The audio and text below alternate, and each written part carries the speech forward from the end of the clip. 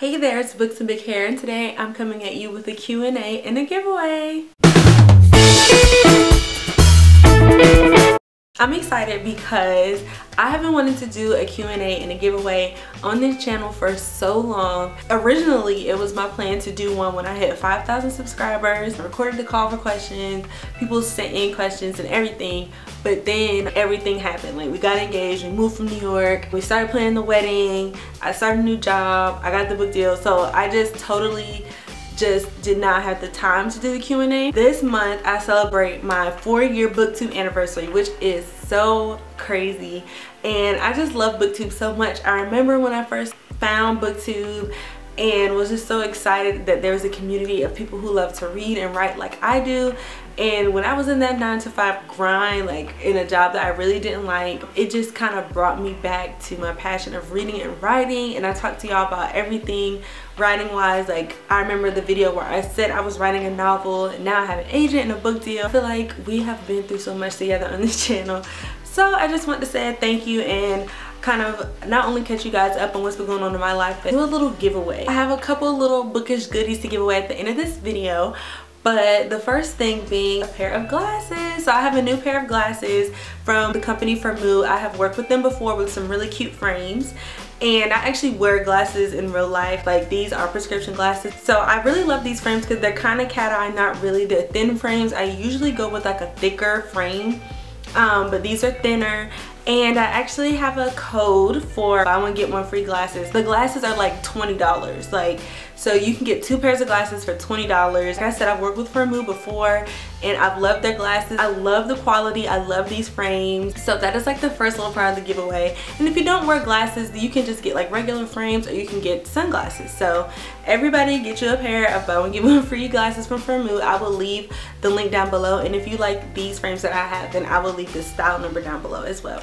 There are quite a bit of questions, so I'm gonna go kind of fast, but y'all know, like, I did like this whole thing where I did a call for questions and I actually recorded that video and then I just never got around to editing it. And by the time I was about to edit it, it was just like so much has changed. Like, my answers weren't even the same anymore. So that's why I'm like starting all over, and I asked you guys to send questions again, so thank you so much if you did that. So the first question is, what part of SC and NC were you born in and living in now?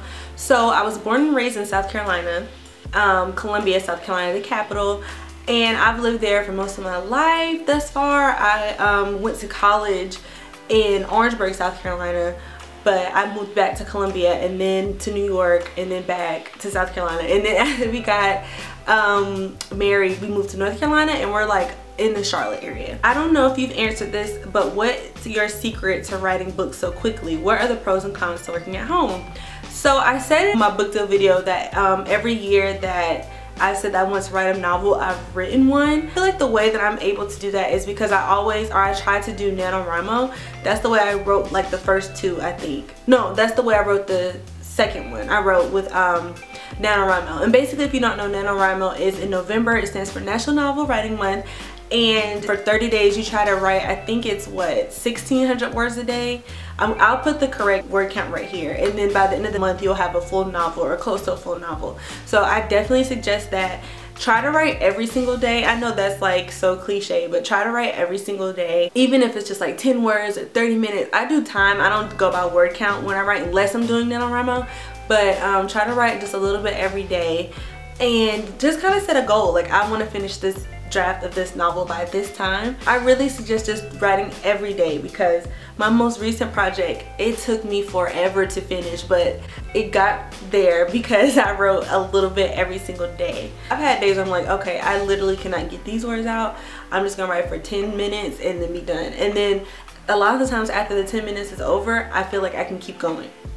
Pros and cons from working from home. It's like the pros and the cons are the same, because the pros are you get to make your own schedule, you don't have to get dressed up and stuff, you just have the freedom to kind of do what you want to do. Like, say you need to step out or take a phone call, you want to grab lunch with a friend. But those are also the cons. The cons are you have to make your own schedule. So if you just kind of want to say like, I just want to take a little nap, like, you'll do that and then your day will just be gone. You don't have to get dressed up every day, but I find that when I am dressed up, or at least I do a little something, like even if it's like just putting on sweatpants or yoga pants and like a nice little shirt, it does help my productivity, because it's hard for your brain to kind of make the distinction between, am I just walking around the house on a Saturday, or is it Monday morning and I need to actually get some work done? And then it's like, because you work from home, people don't understand that you are working. So like someone might be like, oh, can I pop by real quick? Like, I know you're just at home. Like, no, I'm also working. So there's like, you have to kind of make that distinction so people can kind of respect the distinction that you are actually working from home. You're not just like chilling at home. And you know, you have to structure your own day. Like the day can go by so fast. Like, you know how when you were like, if you're working and you know, you just don't feel like going to work, but you just go anyway because you have to. But when you work from home, if you don't feel like going, you still have to have like that self-motivation. Like you can't be like, oh, I'm just not gonna do it, because you're never gonna feel like doing it and then you'll never get it done. So those are the pros and cons. Any tips on landing a book deal? I would say to get a book deal, especially if you're trying to go the traditional big publishing route, you have to have an agent most of the time, unless you're like famous, because a lot of publishing companies don't accept submissions from people that aren't agents. So your agent has to submit on your behalf. But in order to do that, I would just say keep writing. When you query agents that represent the books that you write. Like my agent, when I read Rebel Belle by Rachel Hawkins, and I just really loved that book because it was really southern and fun, and that's like kind of the type of books I wanted to write. So I looked at her acknowledgments, and that's how I found my agent. She was already on my radar. Like, okay, when I query my novels, I'm going to go to her too. Just kind of keep your eye out, and then if you send it to like a million agents and nobody likes that book, it's okay. Start over and write another book. Just keep writing. That's like the overarching theme, like how to land a book deal. Just keep writing and eventually something will stick. Any tips on freelance writing? I have been saying I want to do a video about this, but I have not done it yet. But it's kind of the same advice. Write what you would like to read, and then find editors of magazines that make sense. Like for example, if I want to write an article on cooking or something like that, I would go to like the magazines that deal with cooking and food and lifestyle, and then I would try to find an editor that is relevant. And a lot of the editors are on Twitter, so I would find an editor that's relevant to my article, and then I would pitch them that and why I'm like the person to write it, and a little bit about what the article would be like. And then if you find that you're not getting a lot of luck there, start with smaller magazines, blog, because you can always use your blog when they ask for writing clips. You can intern at a magazine, things like that. But I do want to do a whole video on that, because I feel like there are a lot of things I want to say about that. Moving to a new city. So I did not adjust to New York City that well at first, because I was coming from Columbia, South Carolina. It's the city in technically in South Carolina, but it's not anywhere near as big as New York. When I went to New York, I kept comparing it to Columbia, like, oh, people are much friendlier in Columbia and people do this and people do that. So when you move to a new city, I would say like take the city for what it is. Like don't try to make it another city. Like kind of get into the groove of what that city is like, and kind of let yourself know what this city is, and don't compare it to another city, if that makes sense. Working from home tips. So I did touch on that a little bit in the other questions, so let me know if y'all actually want me to make a video on that. But working from home tips, I would say try to wake up at the same time every day and have a definite stopping point. Like I know that's like the reason that people don't want to work 9 to 5, because they don't like the structure, but I find that I kind of need it a little bit. Try to wake up every day at the same time, have like a definite stopping point, unless you just have to get something done, and say, okay, this is when I'm done working for the day, because if not, it can all bleed together. Make sure you have a definite rest day, because it can all bleed together. So you might like try to work through the weekend, the week, every single day, and you don't want that. Try to have a definite workspace. Like I will admit, sometimes I do work in the bed, but I do have like a desk area where I mostly work, or just kind of designate a space where like this is the space for work. So you just won't be working around the house all the time. What are you currently reading right now? By the way, I love your channel on Instagram. Thank you. Follow me on Instagram if you haven't already. I just started Vicious last night, and I'm actually really loving it. It's so different from what I usually read, but Victoria Schwab is an awesome writer. Like, it's kind of almost like research to read her work, because she's so good. Are you going to have a few beta readers for your new book? It's already gone through the beta reader process. What kind of books do you want to write? I feel like I want to write everything. Like right now I'm like in middle grade like horror, or like middle grade mystery, but then also contemporary. but I definitely want to write a fantasy novel one day. I would want to dabble in adult and like YA, so I just want to write everything. I would even think about writing sci-fi, like, or dystopian. So I would just want to write anything. How do you keep up your faith and keep the faith? For those of you who don't know, I am Christian. So I think about faith as like, it's a muscle you have to exercise. You can always have faith, you know, you can think about having faith, but do those things that will exercise your faith. Like every morning I definitely try to pray and do a couple of devotionals every single morning. I'm actually on a 93-day streak in my Bible app. That means I've been in my Bible app every single day for 93 days. I'm definitely not perfect because some days I will fall asleep praying, you know, stuff like that. But definitely try to exercise that faith muscle. Pray, talk to people who share the same faith as you. I do devotionals. I kind of write out my concerns. As far as like keeping the faith, I think it's just kind of like looking at what God has done for you and what he's brought you out of already. It's like this song, like if he did it before, he can do it again. If things seem really bleak, like how am I going to get over this situation or out of this situation, just look at like a past situation where you've prayed for God to get you through it and then you're here. So that's kind of another way I look at it. Like, why would he just stop now and not just continue to do the things that he's promised? Hope that helps. If you want to talk to me more about that, send me a DM. Do you plan on going back to school for another degree? I have thought about like maybe going back to get my master's in creative writing or something, but I just don't know because I already have student loans and it's like, do I really want more? And I don't know if I would. I'm leaning towards no right now, but the thought has crossed my mind. What is married life like? Any plans for kids? Okay, so marriage life is really fun, but marriage is also work. We're having a good time. Like I said in my other video, like me and Rob have been together for 10 years almost, but at the same time this is our first year as newlyweds, so things change a little bit because it's like a whole new ball game. So we have fun together and stuff like that. I think it's pretty good. We're still like learning as we go. And as far as kids, yes, we do want kids. I actually am like, I want a kind of a big family. I don't know if like 3 kids is considered big, but I'm just used to be having like a really loud house. And my relationship with my mom is, we're really close, me and my mom. So like I can't wait to be a mom and all that kind of stuff. And I do have baby fever every now and then, like when I look at little cute babies and stuff on Instagram. But at the same time, there are some things that me and Rob want to do before we have kids. But we definitely want kids. Like as much as I've wanted to be a writer, I've wanted to be a mom, if that makes sense. So we definitely want kids, but we just have a couple of things we want to do first. What genres do you write in? So right now my book that is coming out is middle grade, but I've written YA and adult, and I plan to continue like bouncing from genre to genre. Like I just don't want to, I guess, limit myself as a writer. My cousin asked me what am I doing for my birthday. I don't know. So I turn 27 next month, y'all. 27, and Rob turns 27 the week after me. So I don't know what we're gonna do for our birthday. I don't know what we should do for our birthday. I'm thinking about like having like a little shindig at like our house, but I don't know. But anybody who's watching me and they're like, what should I get India for her birthday? I'm gonna leave my Amazon wish list in the description box, because I have so many books I want and I don't need to spend that much money on books. So if you're watching this and you're like, you don't know what to get me, I left that wish list just for you. How did you get a literary agent? Lots of rejections. So I have a video and a blog post about this, and I will leave both down below, and I'll put the literary agent video up here. But yes, I did get a lot of rejections. I got my literary agent on the 3rd book that I wrote. So the first book, I don't even know what that book looks like anymore. I wrote it in 2014 and I wrote it in a hurry, and I was just so anxious to get to the querying process that I don't think it went through what it needed to go through to even get to an agent in the first place.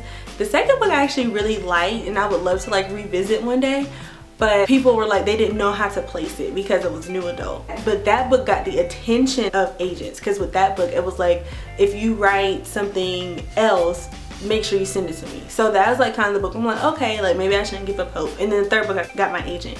I did do a whole video on that, and I did get a lot of rejections, and it was kind of, you know, you get so sad, especially when like an agent requests like a full version of your manuscript and then they read the whole thing and they're like, no, I don't want to represent you. But I think it all works out for the best because I love Holly and I could not ask for a better agent. How do you find the motivation to write? I have to remind myself why I want to write. So it's like, why do you want to write? I have to think about, like, I've always wanted to be a writer. I want to make positive, like, books of hope for people that look like me. And I've always loved to write, and that's always kind of what I want to do as a career. So on the days where I don't feel like writing, then I have to kind of just remind myself, like, why are you doing this? Why are you doing this? And also I look at, on the days I really don't feel like writing, I look at videos and stuff of writers I look up to, and so I'm like, you see what she's doing? You need to be doing that, so you need to get up and write. So that's kind of another way that I do it. I remind myself why, and I look at videos and read interviews and stuff of authors I look up to, and I also read. That's another way, because when I read a good book, it fuels me like I want to write something just as good. Not the same, but just as good. So that's another way. What is your opinion on new adult fiction? As a 26-year-old, I wish to write for my age group. So I actually wrote a new adult book before, and like I said, the agents that I queried were kind of like, they didn't know where to place it. So I would say just write it as adult. Sophie Kinsella, her series like Confessions of a Shopaholic, the protagonist was 25, and that's just adult. So just write it as adult. You can find success in the new adult genre, because look at like Colleen Hoover and stuff. I'm not the expert on this, but I think with new adult also it has more success in like indie publishing and like on Amazon and stuff. But I'm not the expert on that, so don't quote me. But you can, if you really want to. I'm sure there's an agent that would definitely want to represent you, so don't like give that up. But at the same time, just look into branding it as adult, because a lot of books are like in the mid to late 20s and they're still classified as adult. Are you ever afraid of others reading your work? And if so, how do you get past that fear? Yes. So with my most recent like project, there are some scenes that I have been like really nervous to write. I guess I'm like naturally a people pleaser, like, you know, you want people to like you and stuff like that, like your work. But I think the way that I got over that is people will never like every single thing that you do, and everything you do isn't for everybody. So inevitably someone isn't gonna connect with your work. Once I got that idea, and I'm like, okay, well, it's no point of me being scared, because as long as some people like what I'm writing, then I'll feel like, okay, I'm doing the right thing. But everybody isn't gonna like everything. Everybody doesn't like Beyonce. Shocking, I know. Everybody doesn't like Beyonce. Everybody doesn't like Harry Potter. Everybody doesn't like, you know, just all these different books. So it's like, if everybody doesn't like these like super famous people or super famous authors, everybody isn't gonna like your book, everybody isn't gonna like your writing. But as long as you find the core group that you're writing for, if they connect with your writing, then, and most importantly, if you connect with your writing, if you're writing the stuff that you want to write, then all the other stuff shouldn't matter. What about you wanted to write? Were there any other fields you wanted to go into? So I'm one of those people that's always wanted to write ever since I was a child. I've always wanted to write ever since like 3rd grade. I would take like loose leaf paper and like write little stories and stuff. And then when I was in the 4th grade, my teacher kind of saw that, and she would make me go to different events with her and read my short stories out loud. So she kind of really saw that and was like, hone this. And we still keep in touch, which is so funny. If I didn't want to write, I think I would have gone the straight journalism route, because that's what my degree is in, and that's still writing. Like I would have maybe tried to write full-time for a magazine or something, or I would have done like blogger route, like where I'm just like a full-time blogger and I blog every single day. So it would still be something writing related if I didn't want to be an author. What genres do you want to write other projects in? So like I said, I want to do everything. Any tips for writing children's books and getting published? I think in order to write children's books, you have to read children's books. Even though I consider myself like a child at heart, the reality is I am about to be 27. So in order to kind of stay connected to the voice and stuff like that, I'm always reading middle grade and YA. I think that's the genre I actually read the most. So definitely read that. If you have kids in your life, pay attention to what they're doing, what they're listening to and stuff. It's their conversations. Like I said, if you're trying to go the traditional route, you definitely need to try to find an agent. I'll link the literary agent video down below. If you're trying to do indie publishing, just make sure that you have critique partners, beta readers, other people to read your work to see the things that you can't see. Make sure it's edited really nicely before you like publish it. What were your inspiration for the books you've written? So my inspiration for the middle grade novel was, because you guys know it's like a segregated graveyard and like a best friend, like a boy-girl best friend duo, like dealing with the ghost that's there, but also dealing with their everyday school life. So that inspiration actually came from, I have 2 cousins, they're both 11, and they're like a boy girl, but they're like best friends. And I got the inspiration with that from them because the way they interact with each other and the stories they tell me and the way they tag team is just so funny. So I was like, it's not definitely based on their personalities, but it was just kind of fun to kind of put a boy girl best friend duo on the page and think about them. And then the segregated graveyard aspect came from my grandmother's aunt, so I guess like my great aunt, and my grandmother's late son. He would have been my uncle, but he passed away when he was 5. They're buried in a graveyard that was segregated. It's not segregated anymore, but it was a clear distinction of like, you know, the white side of the graveyard was like super clean and everything was all white and crisp, the grass was cut, and their side was like it just looked like swampy, the grass is overrun, like it was just overall spooky. And they cleaned it up now, so both sides look pretty similar for the most part, but I always just used to think, like, I never even thought of the idea of segregated graveyards when I was young, because I don't think we really talked about that in school. So it was just kind of something that I wanted to write about, because I feel like people kind of forget like the graveyards are segregated too. The ghost in the novel, she's like fed up with it basically. Are any babies in the near or far future plans, or are y'all just going with the flow? I feel like it's a little bit of both. Like I said, we definitely want kids, but we definitely have things that we want to do before we have kids. If like an accident happened, I guess we wouldn't be upset. What is it like to write a book? Also, what products do you use for your curls? Thank you. What is it like to write a book? So it's like stages, because I feel like when I get the idea, I'm like, yes, this is it, this is the book. And then when I draft it, it's like sometimes I'm excited, like, ooh, this chapter is about to be so good, but sometimes I'm like, okay, I'm kind of ready to get this draft over with now. And then when it's done, I feel accomplished. But then when I read it back, I'm like, some of this stuff looks crazy, I'm deleting stuff. And then it's like up and down. Like sometimes I'm like, this is the best book I've ever written. Sometimes I'm like, this is the worst book I've ever written. So it's hard. Writing a book is hard, but worth it.